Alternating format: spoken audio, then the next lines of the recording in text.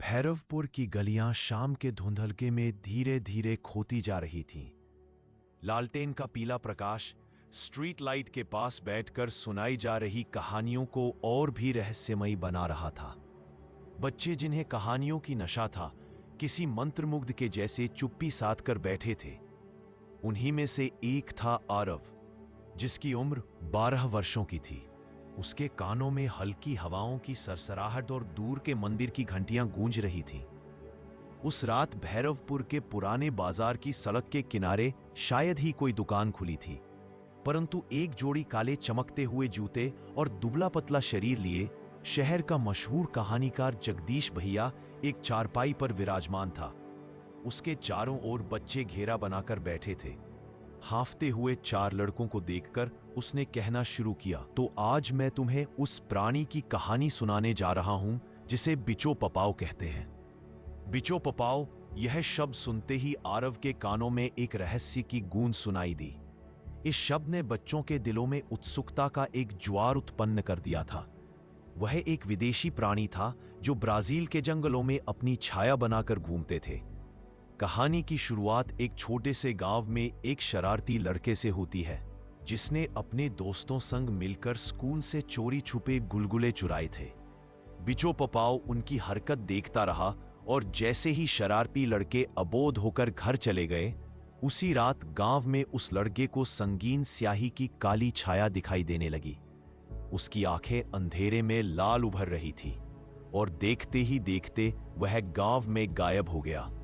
जैसे जैसे जगदीश भैया की कहानी के शब्द हवा में तैरते हुए बच्चों के ऊपर किनारे हुए, बच्चों के चेहरों पर भय के संकेत छा गए थे। आरव, जो हर कहानी को एक चुनौती की तरह सुनता था, उसने इस कहानी को विदेश की ऐसी काल्पनिक कहानी माना जो केवल भैरवपुर में डर उत्पन्न करने के लिए लाई गई थी। किसी चंचल सी लड़की ने बीच में ही टोका, लेकिन यह तो बस कहानी है, सच थोड़े ही में है। एक बारगी के लिए सब बच्चे उसकी बात पर सहमति में सिर हिलाने लगे। जगदीश भैया ने हल्की मुस्कान के साथ आगे कहना शुरू किया, कहानी या सच, यह तो समय बताएगा, लेकिन बिचो पपाव की गूंज जब तुम्हारे सन्नाटे में कानों तक पहुंचने लगे तो इसे याद रखो। बच्चों के चेहरे पर हल्की सी धुंध छा गई और आरव की आंखों में चमक आ गई। उस कहानी रात के अंधेरे में समाप्त हो गई, मगर आरव के लिए यह सिर्फ एक मजाक नहीं थी। समय के साथ वह खुद नहीं जानता था कि यह भयावह हो सकती है। कहानी के अंत के बाद सभी बच्चे अपने अपने घर लौटने लगे थे, लेकिन आरव का मन कुछ और ही योजना बनाने में जुटा था। उसे यह जिज्ञासा सताने लगी थी कि आखिर इस बिचो पपाव की कहानी भैरवपुर तक कैसे पहुंची। कौन था यह प्राणी? क्या यह वास्तव में हमारे बीच है? क्या यह कुछ दूर बालकपन से जुड़ी बस एक शरारत थी? आरव ने सोचा कि वह जल्द ही इस रहस्यमयी प्राणी के बारे में और जानकारी हासिल करेगा, सिर्फ सुनने के लिए नहीं, बल्कि यह जानने के लिए कि क्या यह किसी चेतावनी के रूप में आया है। आरव की सोच की दिशा कुछ और ही थी। वह जानता था कि कहानियों की सच्चाई में हर बार कुछ न कुछ वास्तविकता होती है, और इस बार वह उस सच्चाई को खोजने के लिए पूरी तरह से तैयार था। भैरवपुर के गलियारे की आखिरी रोशनी बुझ चुकी थी, परंतु आरव के मन में बिचो पपाव की कहानी की गूंज अब गूंज रही थी। यह गूंज उसे जल्द ही एक ऐसे सफर पर ले जाने वाली थी जो उसकी उम्र से बहुत आगे की यात्रा थी। भैरवपुर की वो रातें बढ़ते सन्नाटे के साथ डरावनी होती जा रही थीं। कभी कभी हवा के साथ पेड़ों की सरसराहट और पुराने खंडहरों से आती विचित्र ध्वनियां मायूसी में और गहराई भर देती थी। पहले जो गलियां बच्चों की हंसी से गूंजा करती थीं, अब वहां स्थायी सन्नाटा था। जंग लगे लैंप पोस्ट के नीचे मिट्टी में जड़े जमाए गिरे हुए पत्ते की तरह, मानो शहर सन्नाटे की किसी भयानक गहरी नींद में डूबा हो। सुबह की किरणें जैसे ही खिड़कियों से झांकती, बच्चों की माएं हमेशा की तरह उनके दिन की शुरुआत के लिए तैयार हो जाती, लेकिन पिछले कुछ दिनों से माओं के चेहरों पर बढ़ती चिंता की लकीरें सब कुछ बयान कर रही थी। मोहल्ले के चौराहों पर जमा हुई माताएं फुसफुसाहटों में अपनी चिंताओं को साझा करती और हर आहट पर सिहर उठती। मोहल्ले की वो गली जो कभी बच्चों के उत्साह और किलकारियों से गूंजती रहती थी, इन दिनों सुनसान सी होने लगी थी। पहले यहां का माहौल ऐसा होता था कि चहचहाते पंछियों की तरह बच्चे घरों की चौखटें लांघते हुए भागते फिरते अपने हाथ में कंचे और पतंगे लिए। लेकिन अब वही गलियां डरावनी कहानियों से भरी पड़ी थी, जिनमें बिचो पपाओ की मौजूदगी का खौफ फैला था। रात होते ही मुश्किल से ही कोई अपने घरों से बाहर निकलता। एक के बाद एक छोटे बच्चे गायब होने लगे। शुरुआत में यह अजीब संयोग लगा। भविष्यवाणियों की अफवाहें लोगों के दिमाग पर भारी पड़ने लगी। रहस्यमयी अंधेरा चारों ओर फैल चुका था। बिचो पपाओ नाम ने शहर भर के रहवासियों के रोंगटे खड़े कर दिए थे। एक छायादार आकृति की कहानियां जिनकी शुरुआत हंसी खुशी से हुई थी, वही अब डर का सबब बन चुकी थी। आरव, जो इस डर के माहौल में हर रोज अपना दिल मजबूत बनाए रखने की कोशिश कर रहा था, यह समझ चुका था कि यह डरावनी कहानियां महज कल्पना नहीं है। उसके पिता की पुस्तक में बिचो पपाओ की कथा पढ़ते हुए उसे एहसास हुआ कि इस प्राणी को लेकर तमाम तरह की कहानियां प्रचलित है। आधी रात को उसे लगने लगा कि वह किसी अनदेखी निगाह की गहराइयों में खो गया है। एक शाम अपने दोस्तों के सामने आरव ने चुनौती भरे स्वर में कहा, मुझे अब तक बिचो पपाओ की सिर्फ कहानियां सुनाई दी हैं, पर मैं जानना चाहता हूं कि यह सिर्फ बेतुकी अफवाह है या इसके पीछे कोई सच भी है। उसकी आंखों में उत्कीर्ण जिज्ञासा और चेहरे पर वह आत्मविश्वास देखकर उसके दोस्त भी साथ देने को तैयार हो गए। उन्होंने अपने अपने साथ टॉर्च और कुछ घड़ों में कच्चा तेल भर लिया ताकि अंधेरे से बचा जा सके। पर उसका दिल उन खोए हुए बच्चों के लिए डर से कांपने लगा। उनका एक दोस्त, जो कुछ दिन पहले ही स्कूल में देखा गया था और फिर अचानक ही बिना कोई सूचना दिए गायब हो गया था, आरव के दिल को बहुत भारी बना रहा था। भैरवपुर की गलियों में रात घिर चुकी थी। बच्चों का समूह एक बेतुकी पहेली का खेल खेल रहा था। खेल के बीच में अचानक हिंडोला बंद हो गया था। हर जगह भयानक नीरवता थी। आरव का दिल बेचैन होने लगा। उन्होंने देखा कि उनकी छायाओं के बीच एक और छाया थी। डरते डरते वे थोड़ा पीछे हटे। अंधेरे में एक अजीब सी आवाज सुनाई दी। एक खनकते हुए भार वाले पत्थर की तरह टकराने की आवाज आई। सभी डर और अनिश्चितता को नजरअंदाज करते हुए आरव ने अपने साथी को सचेत किया, हमें सावधानी बरतनी होगी। अगर यह सच में बिचो पपाओ है तो हम इसे हराने का उपाय खोजेंगे। लेकिन जिज्ञासा और बहादुरी के बाद भी उन गलियों में उन्हें जो परिचय मिला वह किसी नई समस्या की आशंका की घुसपैठ थी, क्योंकि जितना ज्यादा वे अंदर की ओर बढ़ते जाते उतना ज्यादा उन्हें लगता जैसे वे एक अदृश्य जाल में फंस चुके हैं। जैसे ही रात गहराती, उनकी टॉर्च की रोशनी भी कम होने लगी और अंधेरा और भी घना होता गया। रात का समय था जब भैरवपुर की गलियां एक अजीब सी चुप्पी में डूबी हुई थीं।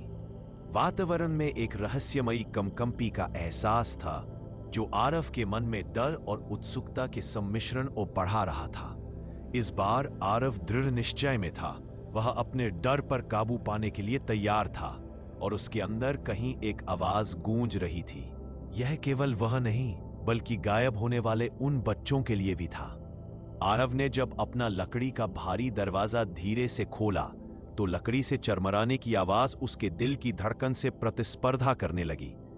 बाहर की ठंडी हवा ने उसके चेहरे पर स्पर्श किया, जैसे वह उसे साहस दे रही हो, आगे बढ़ने की प्रेरणा दे रही हो। उसके हाथ में एक पुराना टॉर्च था जिसकी रोशनी भले ही उतनी तेज ना हो, लेकिन उसके इरादों की कल्पना को पूरी तरह प्रकट करती थी। जब वह गांव की आखिरी गली पार कर रहा था, चारों ओर का सन्नाटा और भी गहरा लगने लगा। यहाँ कोई स्ट्रीट लाइट्स नहीं थी, केवल चांद की हल्की दूधिया रोशनी थी जो आसपास को अपनी परछाइयों में बदल रही थी। हल्की सरसराहट और दूर की किसी पशु की आवाज उसके कानों तक आ रही थी। भैरवपुर के बाहर एक घना जंगल था जिसमें प्रकृति की विविधता और अजब गजब छायाएं गूंजती थी। आरव ने पहले ही इस जंगल में कदम रखने का साहस नहीं जुटाया था, लेकिन आज रात वह अलग था। उसका दिल उस दिन का इंतजार कर रहा था जब उसे सच्चाई का पता चलेगा। जैसे जैसे वह आगे बढ़ा, उसकी हर सांस में खोज की गंध थी। उसकी आंखों ने धुंधली सी आकृतियों की तरफ इशारा किया। वह चमकती आंखें थी जिनके बारे में उसने सुना था। उसकी धड़कन तेज हो गई, पर उसने अपने मन को शांत करने का प्रयास किया। वह टॉर्च की रोशनी को उन कदमों पर केंद्रित करता गया जिनसे चमक उठी मिट्टी और छोटे छोटे पत्ते। कुछ निशान उसे स्पष्ट दिखाई देने लगे। ये पुराने जूतों के निशान थे जो अनायास ही समाप्त दिखाई देते थे। लेकिन आरव ने सोच लिया था कि वह हर उस राह पर चलेगा जहां संकेत उसे ले जाएंगे। आरव ने अपने कदम बढ़ाए। जंगल की गहराइयों में उसकी हर छोटी से छोटी हरकत एक चीज को और डरावनी बना रही थी। उसके दिल में बिचो पपाओं का शिकारी रूप मंडरा रहा था, परंतु उसकी आत्मा ने उसे आगे बढ़ने के लिए प्रेरित किया। प्रत्येक वृक्ष और झाड़ी ने उस पर अपनी कहानी सुनाई, उसके रास्ते में जैसे कोई अदृश्य नक्शा बिछा हो। आरव का ध्यान अचानक भंग हुआ जब उसने सुना कि कोई उसका नाम धीरे से पुकार रहा है। उसने पलट कर देखा, लेकिन वहां अंधेरे के सिवाय कुछ नहीं था। वह सोचने लगा कि शायद ये उसका भ्रम है। वह आगे बढ़ा और अब वह उस रास्ते पर था जो जंगल को और अधिक गहराई में ले जाता था। इस बीच जंगल में जमीन से निकलते एक जीर्ण खंडहर का प्रवेश द्वार दिखाई दिया। उसका दिल जोरों से धड़कने लगा। यह वही जगह हो सकती है। उसने गहरी सांस ली और अंदर की ओर बढ़ा। खंडहर की दीवारों पर जमी सुराखों में छोटे छोटे जानवर इधर उधर घूम रहे थे। आरव धीरे से सीढ़ी के किनारे से गुजरा, जहां से वह गहरी जड़ता में डूबे एक कमरे के अंदर पहुंचा। उसकी टॉर्च की रोशनी ने डरावनी छायाओं को उजागर किया और वहीं एक छोटी सी खिड़की से छनकर आती चांदनी ने वो मर्मस्पर्शी दृश्य बना दिया। अचानक उसे बिचो पपाओं की कुशल छाया का एहसास हुआ, एक साया जो अपरिचित था, लेकिन वह यकीन के साथ कह सकता था कि यह वही है। आरव ने अपनी टॉर्च नीचे की तरफ घुमाई और उसे मिट्टी में वही जूतों के निशान फिर से दिखाई दिए। शायद वे यहां से अंत में गुम होते थे। उसकी सांसें अब बंद हो रही थी। कई बार वह रुकता, सोचता और फिर अपने डर को थकावट में बदलकर आगे बढ़ता जाता। अब वह इसी धुन में था कि बिचो पपाओं यहां से भाग निकला होगा या अभी भी उसे कहीं से देख रहा होगा। उसे सच्चाई की एक झलक मिली, लेकिन क्या उसे ये नजर आती है या यह एक और छलावा था? कई घंटों की इस खतरनाक खोज के बाद सूरज की पहली किरणों ने अंधेरे को छेद दिया। वह जानता था कि अब उसे वापस जाना है। उसके अंदर एक ही सवाल था कि भैरवपुर के शांत दृश्य के पीछे कैसी विभीषिका छुपी हुई है। उसके मन में संकल्प था कि वह अपने मित्रों के साथ मिलकर इस रहस्य का पर्दाफाश करेगा। यह सफर और था, मगर एक नया सफर घर की ओर ले जा रहा था। यह रात के अंधेरे से लड़ने की कहानी नहीं, बल्कि अपने डर से लड़ने की कहानी थी। सच्चाई की खोज शायद अभी पूरी नहीं हुई थी, पर आरव को इतना अंदाजा हो गया था कि उसने अपने कदम सही दिशा में बढ़ाए हैं। जनवरी की ठंडी रात में पूरा भैरवपुर चुप्पी के समंदर में डूबा हुआ था, जैसे कोई अदृश्य शक्ति सबको बांध कर रखना चाहती हो। आरव, हमारे कहानी का नन्हा नायक, अपने पैरों तले सजगता की गूंज महसूस कर रहा था। वो जानता था आज की रात दूसरों से जुदा होगी। अपने कमरे से चुपचाप निकलकर उसने घर के पीछे की ओर जाने वाला रास्ता चुना, जो घने जंगल में जाकर मिलता था। यह वही जंगल था जहां से कथाओं के जीवंत होने का सिलसिला शुरू हुआ था। जैसे जैसे वह जंगल के अंदर गहराई तक बढ़ता गया, ठंडी हवा उसे अपने भीतर की हीलिंग सरसराहट से परिचित करा रही थी। आग्नेय मशाल के शांत प्रकाश में चारों ओर के पेड़ों की परछाइयां किसी अज्ञात संसार की गाथा सुना रही थी। एक अनकहा रहस्यमय सिनेमा। हर पेड़ और पत्ता केवल एक दर्शक के लिए जीवंत हुआ पड़ा था। अचानक एक अजीब सी सिहरन उसकी रीढ़ में दौड़ गई। क्या यह वही है? आरव ने खुद से पूछा। वह जानता था कि आज के बाद उसकी जिंदगी शायद पहले जैसी नहीं रहेगी। फिर उसने देखा वो आकृति, बिचो पपाओ। आरव का दिल तेजी से धड़क उठा। बिचो पपाओ की परछाई जैसी आकृति हवा में झूल रही थी और उसकी आंखें अंधेरे में सूर्य के समान चमक रही थी। हल्की धुंध के बीच वह आकृति कभी दिखाई देती और कभी दिव्य रूप से छुप जाती। जैसे ही वह आकृति ठंडे चट्टानी धरातल पर स्पष्ट हुई, उसकी गूंज से जंगल का हर कोना भर गया।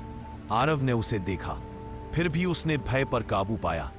कदम कदम डर को लांघते हुए वह उस आकृति की ओर बढ़ा जिसने अब तक भैरवपुर के हर बच्चे की रातों का चैन छीना था। आरव ने गहरी सांस ली और पीछे कभी न हटने का निर्णायक वचन खुद को ही दिया। यह जानकर कि एक डरावनी कथा मात्र नहीं, बल्कि एक वास्तविकता बनने जा रही है। तुम कौन हो? आरव ने विश्वास और हिम्मत से पूछा, पर उसके स्वर में वह अविश्वास भी झलक रहा था, जो अक्सर दिल के किसी कोने से निकलकर भय को छिपा नहीं पाता। बिचो पपाओ का स्वर गूंजा, ऐसा स्वर जो चिरकाल तक डर के पर्दे की तरह गूंज सकता था। मैं वो हूं जो हर कहानी का हिस्सा हूं। मैं वो जरिया हूं जिससे तुम अपने भीतर के डर की पहचान कर सको। आरव के भीतर की जिज्ञासा और अधिक बढ़ गई। वह समझने लगा कि यह प्राणी मात्र एक कठिनाई नहीं है, बल्कि एक व्याख्या है जो जीवन की जटिलताओं को सुलझाने में मदद कर सकती है। तभी अचानक रोशनी की पहली किरण जमीन पर गिरी। भोर की पहली रोशनी का स्पर्श होते ही जैसे भय की लंबी अंधेरी रात ने अपनी नश्वरता स्वीकार कर ली। बिचो पपाओ की परछाई हार गई और बिखर गई, पर बिना कुछ बोले वह बच्चा अब भी वहीं खड़ा था। आरव ने समझ लिया कि कहानी उन पहलुओं को बताती है जो अज्ञात है, जो दिखाई नहीं देते, लेकिन जीवन के किसी स्याह कोने में सजीवता से छुपे होते हैं। वो शांतिपूर्वक जंगल की ओर गया, जिसने एक नई सुबह को गले लगाया था। सर्द हवाओं ने धीरे धीरे जीवन की ओर लौटते हुए संसार को जागते देखा। भैरवपुर में अब नई उम्मीद की सुबह थी, जहां कहानियां केवल डरावनी नहीं थीं, बल्कि अद्भुत भी थीं। आरव ने सोचा कि कहानी सिर्फ सुनाने के लिए नहीं होती, बल्कि उसे जिया जाता है। बिचो पपाओ उसकी आंखों में कहीं ना कहीं जीवंत बना रहा। वहां खड़े होकर आरव ने इसे खुद को समझा कि वास्तविकता से दूर वो कहानियां ही है जो जीवन के अर्थ समझाती है। और यह जानकर उसे एहसास हुआ कि वैकल्पिक कथाएं हमारे भीतर जिन स्थिरताओं को छूती हैं, उनका महत्व कितना गहरा होता है। अब आरव के लिए वह कहानी नहीं, बल्कि एक इतिहास था जो उसने खुद रचा था।